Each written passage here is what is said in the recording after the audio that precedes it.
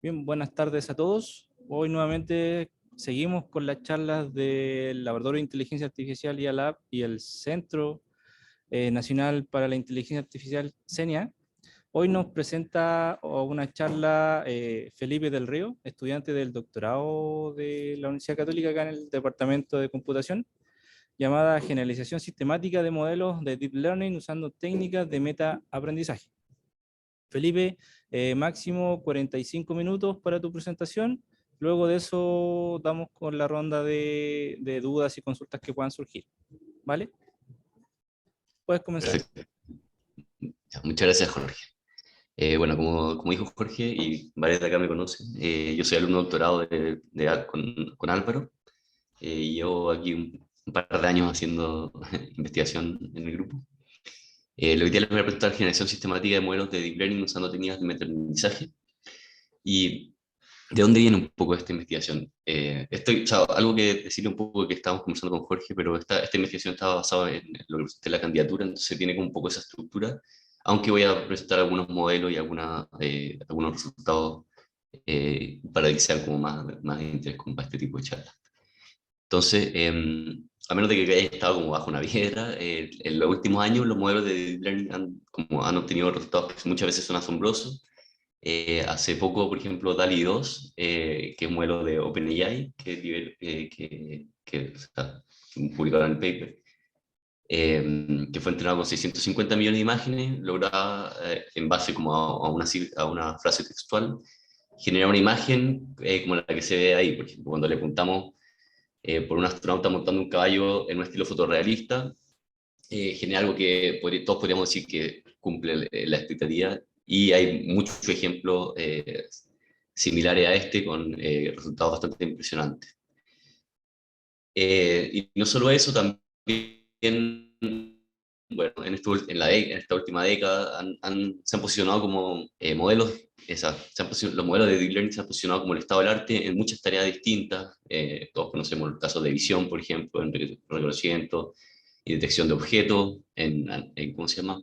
Análisis facial también, en NLP o procesamiento de lenguaje natural, con traducción automática, que fue uno de los primeros éxitos, o incluso modelos de lenguaje donde se generan textos que son súpermente realistas. En Hacker News, por ejemplo, uno de estos textos llegó a ser el número uno, engañando un poco a la comunidad.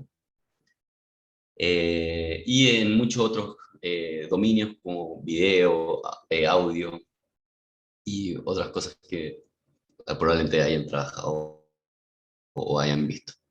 Entonces, estos modelos en su forma más básica son más básicas, son bastante, se usan de distintas formas, todos lo sabemos, pero por lo general son redes profundas que componen una gran cantidad de capas diferenciables, y al ser profundas terminan siendo de gran tamaño, o son súper parametrizadas, sobreparametrizadas.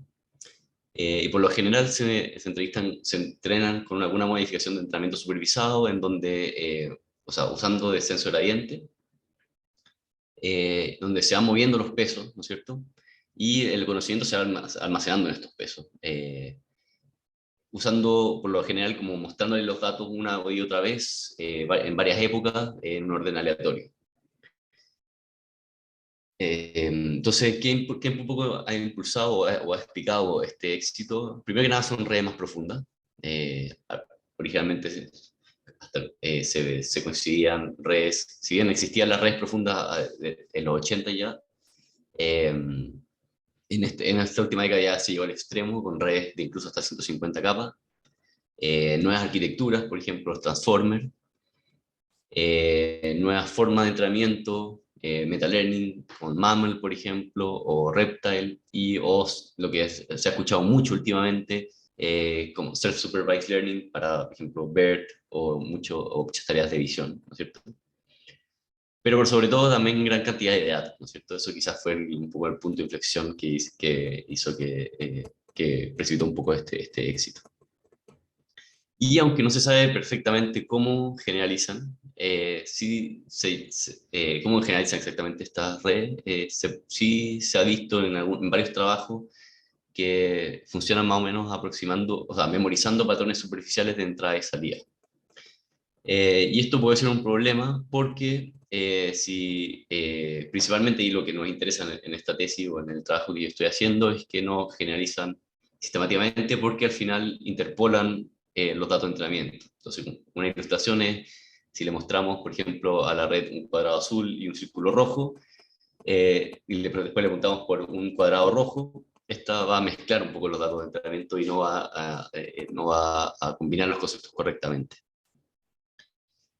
O incluso en modelos que han tenido, porque uno podría pensar, tenemos una tonelada de datos, entonces con eso el modelo va a aprender a generalizar eventualmente. Sin embargo, DALI, que es este modelo que le mostré al principio, si le pedimos un cubo azul sobre un cubo rojo, al lado una esfera amarilla más pequeña, si bien genera este tipo de imágenes como las que se ve ahí, que ni una es correcta,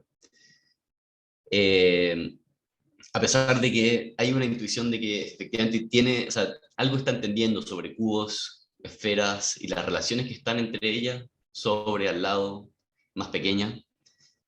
Sin embargo, no logra hacerlo correctamente, completamente correctamente, no logra combinar este conocimiento sistemáticamente. Entonces, y bueno, si vemos más imágenes, porque yo acá elegí 4 imágenes, pero en verdad hay como 10 en este ejemplo, y todas estaban incorrectas.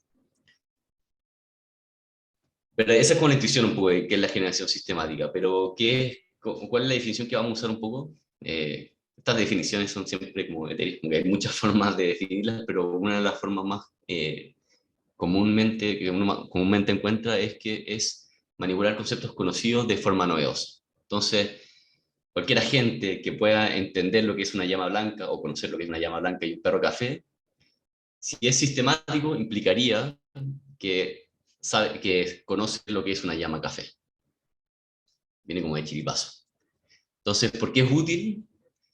Porque nos permite un poco componer el conocimiento como en los conceptos de regla. Entonces no tenemos que aprender todas las combinaciones de conocimientos necesarios para poder aplicarlo. Entonces eso nos permite eficiencia de datos y sobre todo, algo que personalmente encuentro más interesante es efectuar experiencias novedosas. Aparece en la misma definición, ¿no es cierto? Manipular conceptos conocidos de forma novedosa. Y es decir, un poco extrapolar, o una forma de extrapolar. Entonces, el objetivo un poco de mi trabajo es eso, es plantear un modelo de learning con un procedimiento de entrenamiento que cuente con esta capacidad de generalizar sistemáticamente.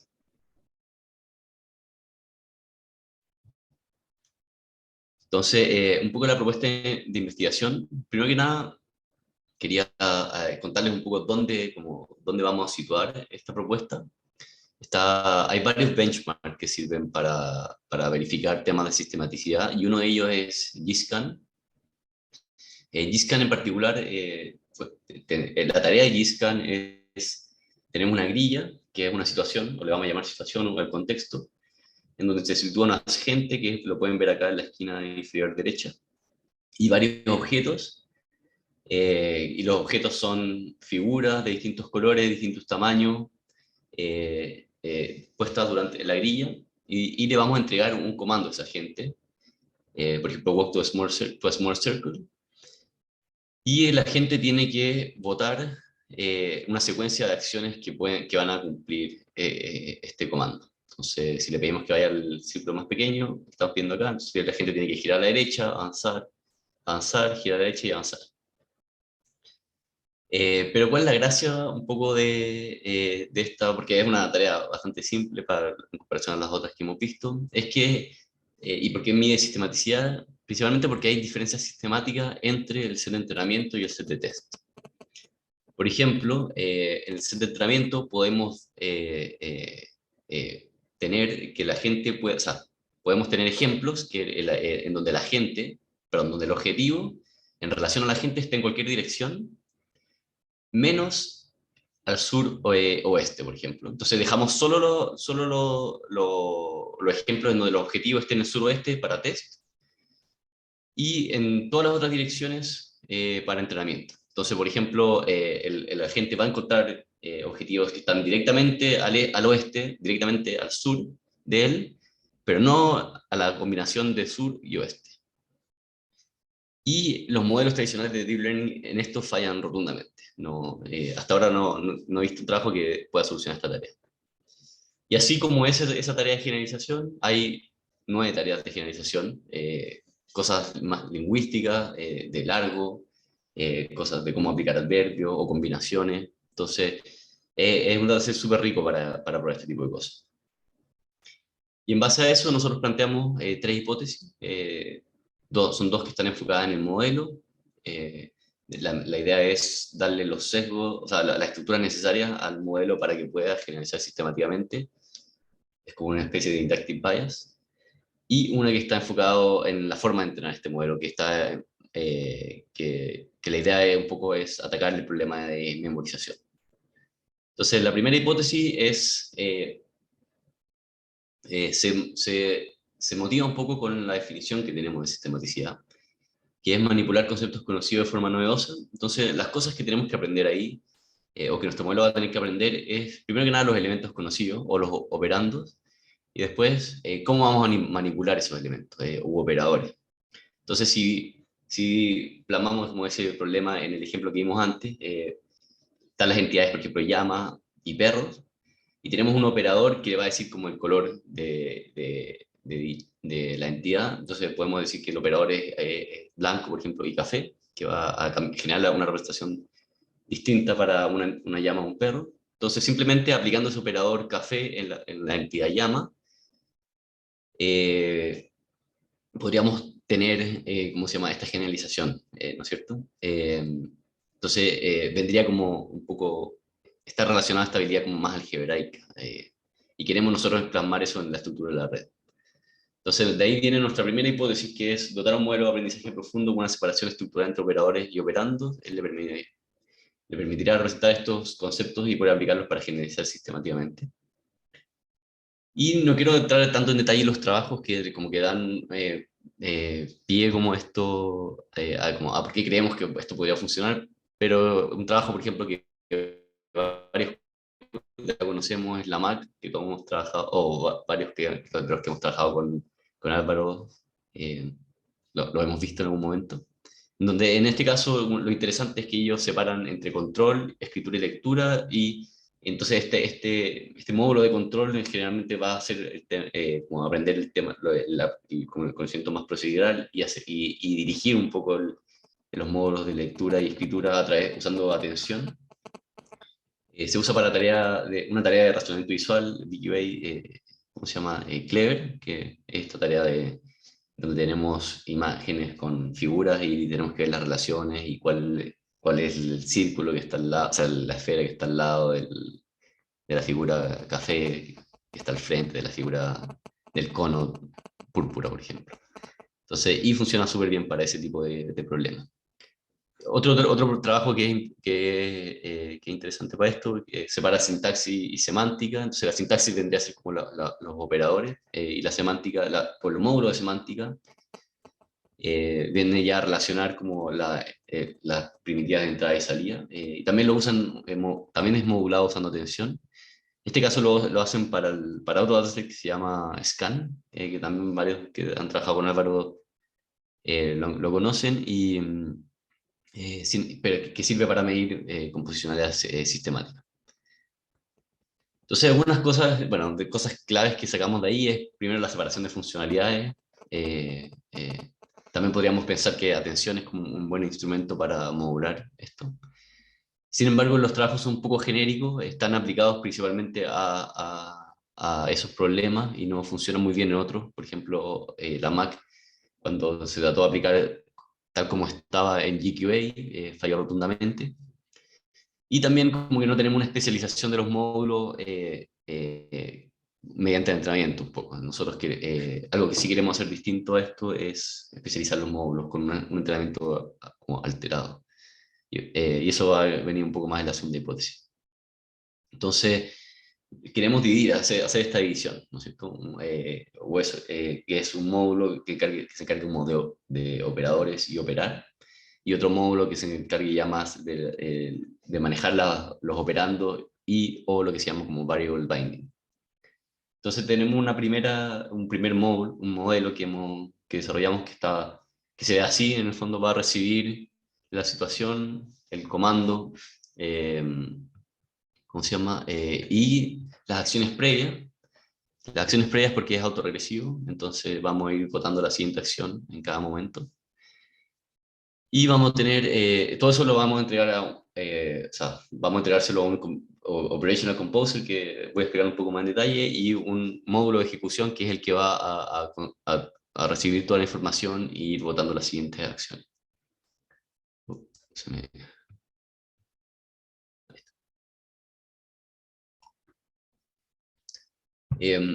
Está basado en el Transformer, primero que nada porque es más eficiente, más paralizable, y también se ha visto en varios de estos trabajos que se alinea bastante, o sea, esta arquitectura se alinea bastante con problemas como de razonamiento y para ver relaciones de entidades, como el Transformer es una red de grafo, como el caso particular de una red de grafo, entonces sirve harto para ver este tipo de problemas. Y vamos primero que nada, representar los operandos en los encoders. Nosotros vamos a codificar en un encoder, que es un encoder del transformer, cada una de las entradas. Y vamos a operar esto, vamos a aprender las operaciones que haya que efectuar sobre como este problema, tanto en el Operational Composer como en el Execution Mode. Entonces, en particular, el Operational Composer, la idea un poco es representar integrar un poco las acciones que se han efectuado dentro de, si se fijan acá, es todas las acciones que se han efectuado en el mundo. La idea es representarlo ahí internamente. Y para esto vamos a usar dos tareas auxiliares. Uno es el efecto de la acción, una acción individual, y la otra es una trayectoria de los estados intermedios a medida que se va ejecutando una secuencia de acciones. Entonces, como dijimos, la idea es un poco, para la primera tarea, vamos a entregar la situación y una acción, y este módulo va a tener que generar la acción actualizada como tarea auxiliar, y le vamos a dar una supervisión para que efectivamente aprenda. Entonces, es una acción. Mientras que cuando ya vamos ¿cómo se llama? A ver la trayectoria de los estados intermedios, la idea es ya va a ser una secuencia de acciones las que van a entrar.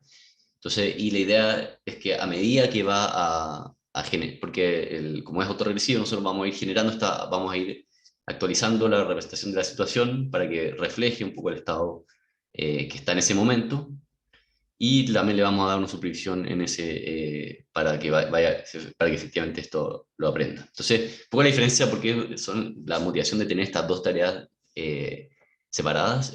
Una es porque una es un poco claramente su conjunto de la otra. Primero que nada, como que la primera la podemos, o sea, separamos porque podemos como de la motivación de que podremos aplicar como el posible composer podría tener varias capas de transformer, entonces podríamos supervisar una de las capas para que el modelo aprenda el efecto de una acción, y ya podemos aplicar varias capas para que aprenda a componerlo, ese efecto. Entonces, como aplicar uno tras otro, tras otro. Entonces, esa es un poquito la motivación de separarlo.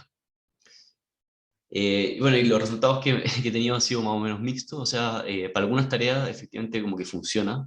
Si se fijan acá, este baseline es el modelo sin estas tareas auxiliares. En la segunda columna es el baseline con la primera tarea auxiliar, y la tercera es con con las dos tareas auxiliares. La última columna se refiere al modelo que mejor funciona, o sea, que obtiene mejor resultado en las tareas auxiliares, independiente del resultado en la tarea final. Entonces, tenemos resultados mixtos. Por lo general, como que las tareas auxiliares ayudan a generalizar más sistemáticamente. Sin embargo, todavía no diría que es algo categórico. Entonces, estamos trabajando ahí un poco para ver dónde se podría ver un poco más los beneficios de esto. Creo que, o sea,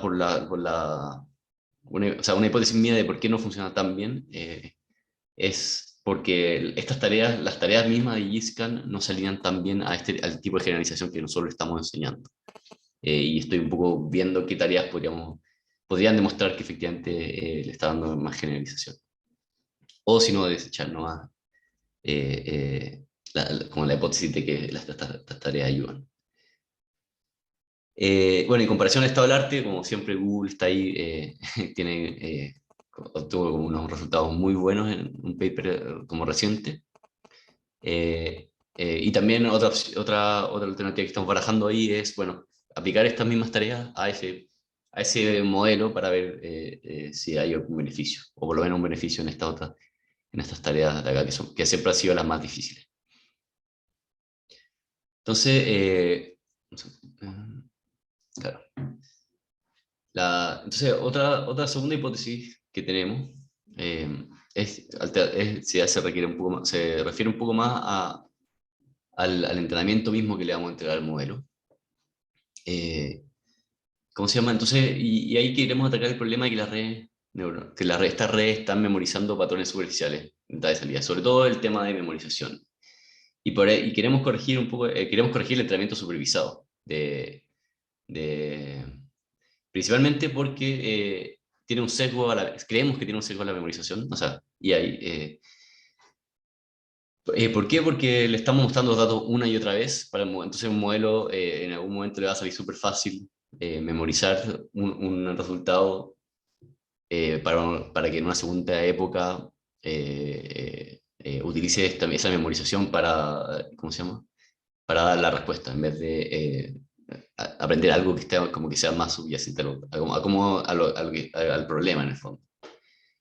Y además, el entrenamiento supervisado tradicional también no tiene estamos simplemente memorizando una pérdida, una función de pérdida, y entonces no hay ni un término dentro de este que le esté realmente orientándolo un poco a generalizar.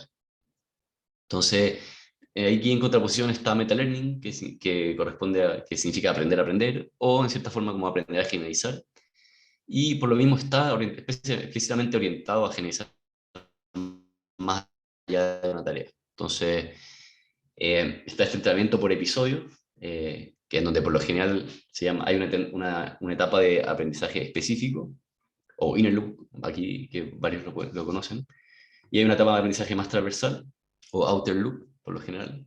Entonces, en este inner loop, o aprendizaje de conocimiento más específico, se aprende como el conocimiento a una tarea en particular, o un poco más asociado a lo que yo estoy viendo, es como el aprendizaje de conceptos en una combinación en particular, mientras que en la etapa de aprendizaje más transversal, o el outer loop, se aprende un conocimiento general como que debería funcionar a través de distintas tareas, que para nosotros que es como un conocimiento procedimental que le permite al modelo solucionar varias tareas.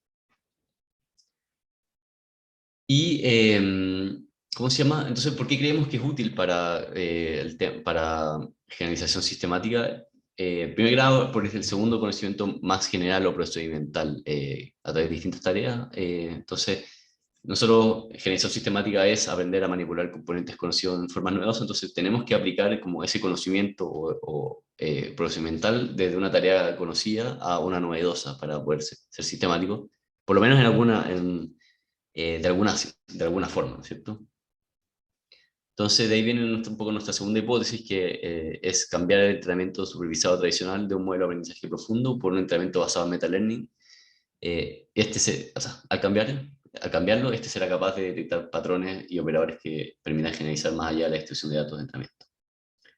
Y hay varios trabajos, también los que hemos trabajado con Álvaro, los conocemos, por ejemplo, Metalearning with Memory Augmented Neural Networks, que ellos específicamente trabajan en la tarea de Fusion Learning de caracteres, en este dataset bien famoso que es Omniglot. Entonces, la particularidad un poco de ese entrenamiento, bueno, que es que entrenan por episodios, pero le entregan la supervisión con desfase y van alterando las etiquetas entre los episodios.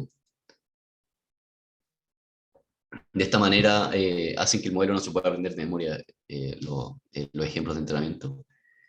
Y un paper que tomó un poco esta idea y lo aplicó ya en una tarea de generalización sistemática. ¿Cómo se llama? Que es la misma tarea de scan que les comenté antes, que la diferencia, que también hace un entrenamiento de episodio, pero la diferencia es que esta vez estamos entre los episodios para que el modelo no memorice, fueron cambiando la asignación de primitivas entre episodios. Entonces, a ver, siguiendo un poco más atrás, la tarea de scan es, nosotros entregamos a un agente un comando y el agente tiene que ejecutarlo con acciones. Entonces, si le decimos como run twice, el agente tiene que votar run run. Entonces, si decimos walk twice, tiene que votar walk walk. Entonces, esta variación de la asignación de primitivas se refiere a que en vez de decirle que cuando le decimos run twice, no va necesariamente correr 2 veces, sino que va a caminar 2 veces. En algunos episodios y en otros episodios va a mirar 2 veces o otro va a saltar 2 veces. Entonces, esto le impide al modelo memorizar que run twice es run run siempre, sino que a veces va a ser, sino que es repetir la asignación en el episodio en particular. Entonces, lo obliga un poco a aprender este procedimiento como de generar las acciones. Entonces, ¿por qué es importante? O sea, lo que quiere sacar un poco de estos trabajos es que, bueno, aprender conocimiento procedimental es importante para la generalización sistemática, y que también es algo importante es impedir o dificultar la memorización, porque si no es lo que le va a salir más fácil a la red y lo que va a terminar haciendo. El paper, bueno, de Santoro no ataca un poco el modelo mismo, ataca el problema de Fusion, y eso hace que, bueno, que si bien están relacionados, no es directo, pero y el segundo modelo ataca un poco una sistematicidad que es más limitada, que es solo cambiar la primitiva. Entonces, directamente en un dataset como GScan no funcionaría. Y otra cosa que queremos y que nosotros queremos incorporar es que no hay una, ¿cómo se llama? Diferenciación entre los módulos. Entonces nosotros queremos como incorporar eso, creemos que puede ayudar. Entonces proponemos un poco usar este método de entrenamiento y como que especializar las distintas partes del modelo en las distintas etapas de entrenamiento. Entonces usando eh, en el inner loop queremos aprender más que nada los conceptos y patrones para una tarea en específico. O sea, y es decir, darle supervisión al modelo, a la parte del modelo que se enfoca más en los operandos. En el fondo tiene que aprender un poco la asociación entre la entrada y la salida a nivel de operandos o primitivas, y la idea es en la parte más transversal o en el outer loop ya aprender cómo a manejar estas primitivas y cómo componerlas, y por eso queremos supervisar el módulo de operadores. Y la última hipótesis, que ya de esta segunda y tercera hipótesis son un poco trabajos que queremos hacer en el futuro. Es que, bueno, otro problema que tienen las redes es que almacenan el conocimiento subpeso, ¿no es cierto? Si es que almacenan su conocimiento subpeso, entonces es difícil modificarlo, tenemos que reentrenar el modelo para poder cambiarlo, y eso es costoso. Y también, y más importante para nosotros, es que dificulta la manipulación de dicho conocimiento. Entonces aquí quizás ilustrativo el PP que nos mostró Julio y Alén en su momento, que ellos tenían que reentrenar el modelo para poder aprender a usar su memoria, porque estaba el conocimiento justamente de los pesos de esa memoria, o sea, de su knowledge base. Y de ahí viene un poco nuestra tercera hipótesis, que es dotar de una memoria externa sumado a un entrenamiento adecuado permitirá al modelo de redes neuronales la capacidad de representar operandos y poder efectuar operaciones de inferencia sobre esto de forma eficiente. Y también dos trabajos que nos soportan un poco son los mismos dos que presentamos en la sección de metales de la segunda hipótesis, que en el fondo lo importante es que para poder resolver cada tarea en episodio, nosotros tenemos que guardar la información relevante para ese episodio, porque si no el modelo no va a tener, no va a saber qué hacer. En el fondo todo va a ser aleatorio. Entonces, en el primer caso, se va guardando la asignación para el episodio como prototipos, es decir, como el carácter con su etiqueta. Y en el segundo caso se van guardando ejemplos de entrenamiento con la asignación de primitiva correcta en la memoria, que es una memoria key value. Entonces el key va a estar la entrada o sea, la entrada de o sea, los comandos de entrada y el value va a estar los comandos, las acciones de salida. Y ahí el modelo puede efectivamente usar esta memoria para poder resolver el problema. Entonces es importante poblar esta memoria con los elementos claves para resolver un episodio, si no el modelo no va a poder, no va a aprender a usarla, no va a poder manejar el conocimiento.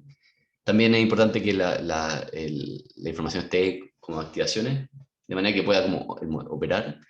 Y algo que es relevante que aparece en los dos papers, que es que hay que forzar un poco esto. Entonces, de cierta forma, cuando le estamos cambiando de asignación, si es que el modelo, si es que el entrenamiento no fuerza que el modelo use esa memoria, no, si es que él tiene otra forma más fácil, este va a explotar esa forma más fácil y no va a aprender lo que queremos en el fondo. Otras estrategias para que forzar un poco el uso de la memoria que usan, por ejemplo, en el segundo paper, es mostrarle ejemplos que están directamente en la memoria, de manera que al modelo le salga súper fácil usar la memoria para poder solucionar el problema.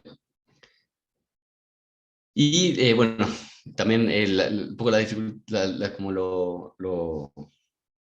lo que sí queremos cambiar es que, principalmente, que no hay diferenciación entre los distintos componentes. Entonces, queremos un poco forzar eso. Y además, la asociación que existe en esos modelos es a nivel de primitivas. Nos gustaría que también podamos guardar cosas a nivel de operadores. Entonces, proponemos como incorporar una memoria externa, aprender a usarla, usando el entrenamiento basado en metalearning. Y la idea es que se vaya guardando como activación a la red, de manera que podamos operacionar o sea, usar ese conocimiento. Bueno, y aquí algunas cosas que guiaron un poco de la candidatura, pero no son tan relevantes para esta charla. Y eso, muchas gracias. No sé si hay alguna pregunta, algún comentario. Feliz de escucharlo. Gracias, Felipe. Muy buena tu presentación. Bueno, ahora dejamos la ronda de consultas y dudas si es que surgen tanto en el chat como acá presencial. Yo tengo dos dudas. ¿Se escucha? Sí, Dale, escucho. sí, dale, Bueno, Joaquín. oye, muy bacana la presentación.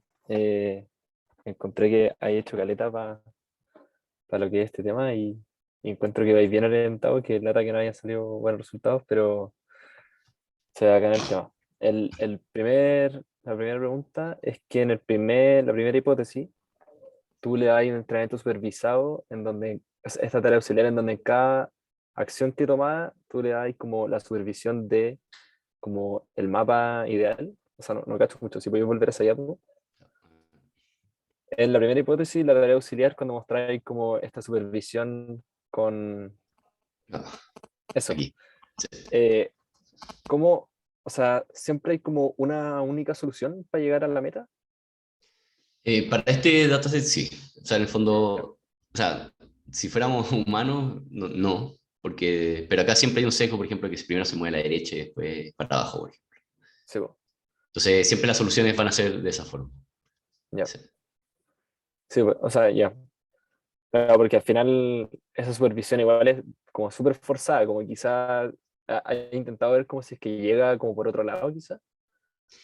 O sea, lo que termina pasando, por lo menos, bueno, yo siento que fue uno de los problemas más interesantes como de este dataset, porque no ha podido ser solucionado, es este, por ejemplo. Mm, Y no es que no lo pueda solucionar, sino que lo que tú veías al final lo que pasa es que si el modelo tiene que llegar acá, el modelo solo baja y después no va a la izquierda. no, Es como que tienen ese sesgo de que siempre como están acostumbrados solo a bajar y nunca bajar y ir a la izquierda, que no lo hacen. Es como que baja para la derecha y después hace todas las acciones correctas que si fuera para acá, pero no va hacia allá. ya Ese es te como un cacho. poco. Ya, o sea, no es que pase que vaya por otra ruta y Claro. no lo estoy viendo, ¿no? Ya, perfecto. Ya, bueno. Y la Claro, es segunda como si tuviera pregunta, que llegar acá, terminaría llegando acá, porque es como el lado como incorrecto. te cacho. Sí.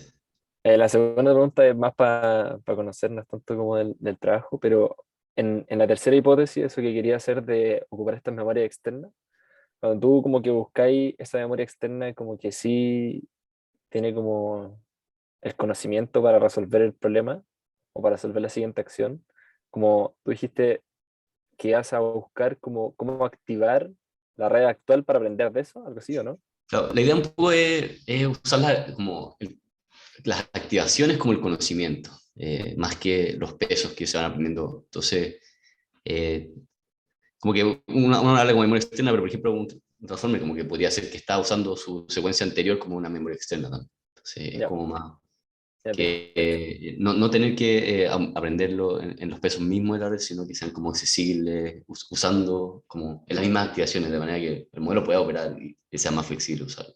Ah, ya, ya, ya, ahí caché. Ya. Bueno, muchas gracias. Gracias a ti, Caco. Felipe, hay una consulta en el chat. Yo te la comento. Hola Felipe, ¿a qué te refieres con guardar la memoria en las activaciones? ¿Puedes explicarlo en más detalle, por favor? Claro. Bueno, es un poquitito lo que le estaba diciendo como acá con el fondo. La idea es un poco que o sea, lo importante es que el conocimiento no esté guardado, no solamente esté guardado los pesos, ¿no es cierto? Entonces, de manera que podamos manipular. Entonces, nosotros queremos ver que queremos en el fondo aprender alguna forma de sacar esas activaciones de forma que podamos manipular. Entonces, un transformer, por ejemplo, así como todos conocemos varios transformers, uno podría ver que la secuencia de entrada a un transformer es como la memoria externa, podría llegar a ser la memoria externa, porque podemos acceder a ella, en el fondo. Tenemos esta operación de como de lectura y podemos acceder y ver en cada momento, ¿cómo se llama? ¿Cuál es la palabra relevante, ¿no es cierto? Eh, Él, él también oh, comenta, Samuel claro. Madariaga, pero las activaciones son sample dependent, ¿no? No así los pesos. No entiendo bien cómo piensan hacerlo. Claro, o sea, si entiendo bien, sample depende, o sea, se refiere a que depende de la entrada, ¿no es cierto? Entonces, justamente por eso, nosotros queremos entregarle cierta información que el modelo dependa, que depende de la entrada, o nosotros podemos dársela. Nosotros podríamos decirle, por ejemplo, oye, es como lo que hacen un poco en estos trabajos. Quizás aquí es como un poco más ilustrativo. En este. Entonces, en este trabajo lo que hacen un poco es atacan el problema de few shot como ejemplo a ejemplo. Entonces, el modelo ve un ejemplo, predice y después se le guarda, en el siguiente paso se le guarda correctamente la asignación de ese ejemplo. Entonces, por ejemplo, si este carácter tiene la etiqueta 2, en el segundo paso va a tener ¿cómo se llama? La información en su memoria de que ese carácter tiene esa etiqueta. Entonces, cuando el modelo más adelante pueda, o sea, se encuentre de nuevo con otro carácter de este tipo, el modelo va a poder sacarlo de su memoria y decir como, compararlo y decir, este es del carácter que ya había visto antes. Entonces, esa es una forma, no tiene que ser necesariamente de forma temporal.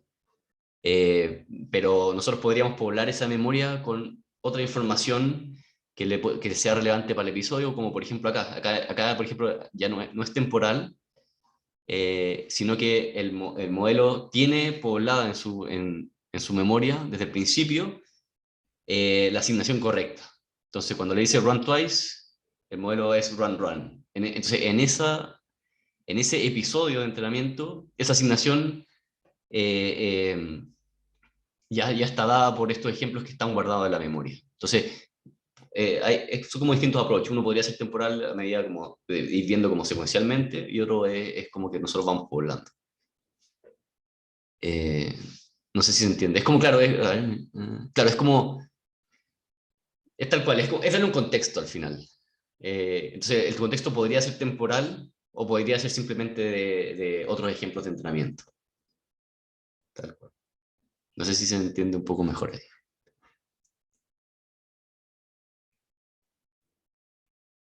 Claro. En el primer caso, el contexto, insisto, es como las cosas que ya he visto antes, los prototipos de los ejemplos que ya ha solucionado o se ha equivocado el modelo. Y en el segundo es algo que se pobla con la asignación correcta, como le decimos run, va a run, walk va a look, por ejemplo. Felipe, acá Diego tiene una consulta. Buenísimo. Hola. Le digo, Hola. En datasets como como el de Scan, ¿qué también funciona tratar de hacerlo autoencoder? Que traduzca primero al run y después eso pasarlo de vuelta a run twice. ¿Hay como estudios de eso? De si funciona bien o no. eh, no estoy tan seguro, la verdad es que no he visto trabajo que lo hayan hecho. Yo he visto otros trabajos en otros, como en otros problemas que funciona bien, pero son como más multimodales. Como que hay un trabajo, por ejemplo, que usan este dataset que se llama Cleverer, que le va súper bien usando, hacer un preentrenamiento con autoencoders al principio.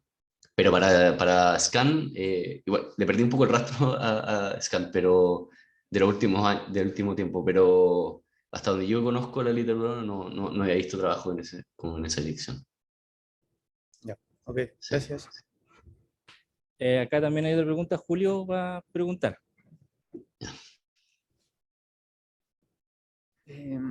Hola Felipe, ¿cómo estáis? El Julius. Buena presentación, qué bueno que te haya ido bien ayer también, así que felicitaciones por eso. Gracias. Mi pregunta, perdón por volver al tema anterior, pero yo creo que es un tema bien interesante. Este tema de generar o de tratar de usar esta memoria para como condicionar básicamente tu modelo, ¿lo han pensado en un estilo así como un hyper network donde tú vas generando los pesos a partir de esta memoria o vais condicionando como mediante la generación de pesos o el entrenamiento de estos pesos a partir de la memoria que estoy guardando? O sea, claro, es una buena, o sea, yo creo que es una buena alternativa, y como una buena idea. Siento que un poco lo que hace el Transformer de repente es un poco eso, ¿no es cierto? Como que los pesos, tú al final estás usando los mismos pesos para generar nuevas atenciones, generar nuevas como activaciones y vais procesando en base a eso, como en un scaffold como común, ¿no es cierto? Como, igual aprendí la función de feed forward, ya las funciones que van embediendo estos pesos para hacer las atenciones, pero al final lo que igual una buena parte de eso, como del procesamiento, se hace usando los mismos pesos de como esta memoria, ¿no es cierto?, de este contexto. Entonces yo siento que como que el Transformer te da un poco de eso, quizás como, o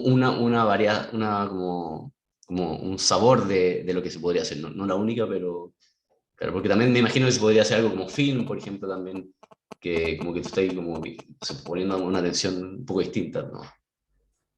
Claro, o sea, con Transformer tú en vez de hacer como este self-attention sería una atención en base a esta memoria, básicamente, o algo de ese estilo. Claro, como que tú sacáis, generáis como, en base a toda la memoria, generáis como una cuestión que ponga atención. En vez de como generar, autorizar todos con todos, ¿no es cierto? Perfecto. Bueno, Sí. gracias. Gracias a ti, Julius. Ya, Felipe, entonces, no habiendo más preguntas en el chat ni acá, te damos las gracias. Muy buena presentación. Y bueno, obviamente te dejamos invitado para una próxima oportunidad para que puedas presentar ya quizás tu tema final, quizás ya cuando ya estás a puertas de defender. Así que muchas gracias a todos, tanto las personas online como las presentes acá, y nos estamos viendo ya la próxima semana.